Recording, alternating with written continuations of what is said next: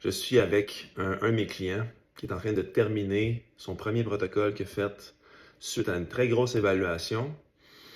Et ça va faire déjà 1h10 qu'on discute de tout le processus à travers lequel il est passé. Il a passé à travers une gamme d'émotions très positives et il est rendu à un moment où il est sur son cellulaire et il regarde toute la liste des symptômes qu'il vivait avant de me rencontrer.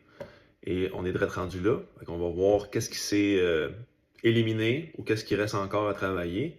Mais je suis bien curieux de savoir c'était quoi toute la liste de symptômes avec lesquels il est arrivé pour son rendez-vous initial. Premièrement, merci Nicolas. Merci de m'avoir accompagné là-dedans et d'avoir ouvert l'esprit sur un sujet qui était Qui était lequel? tout ce qui touchait les nutriments, le microbiote, puis comment mieux absorber certains nutriments puis rendre ça à notre avantage. Puis j'ai longtemps dans ma vie été un peu dans une errance à ne pas comprendre pourquoi mon corps réagissait à certains ballonnements, intolérances alimentaires nouvelles qui arrivaient dans ma vie, problèmes cutanés, de l'acné, style persistante, eczéma, des petits boutons transparents, rouges près des poignets qui m'amenaient une certaine démangeaison, des douleurs musculaires, des douleurs du système nerveux, courbatures sans raison apparente, des crampes musculaires qui venaient de plus en plus fréquentes, qui me causaient beaucoup d'inconfort puis qui causaient une certaine anxiété. Des fois, se dire, ben là, qu'est-ce qui se passe avec mon corps? Puis le classique, douleur lombaire qui m'a accompagné pendant pratiquement toute ma vie. Puis à chercher de toutes ces souffrances-là inflammatoires que mon corps avait.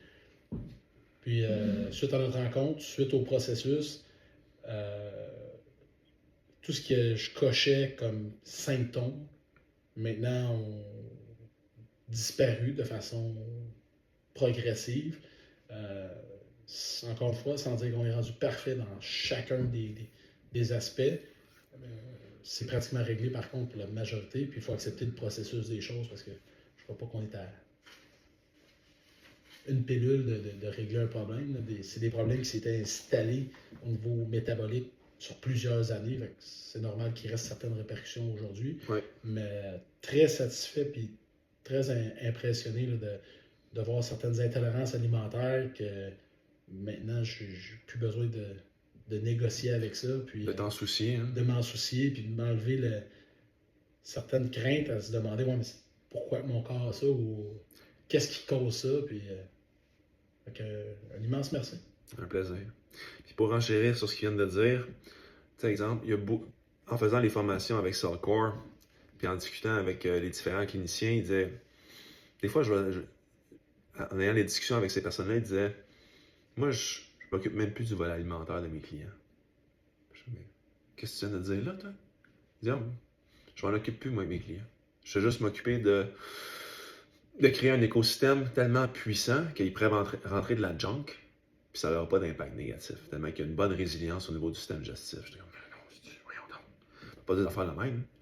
Mais il dit, c'est pas leur système digestif le problème, c'est ce qui cohabite dedans, qui vient créer les interactions négatives, puis après ça, ça fait hijacker le système immunitaire. Il dit, tu aurais peut-être plus t'intéresser au microbiote, puis aux possibles envahisseurs internes. Je suis comme, bingo. Je vais aller là-dessus, je vais faire plus de formation.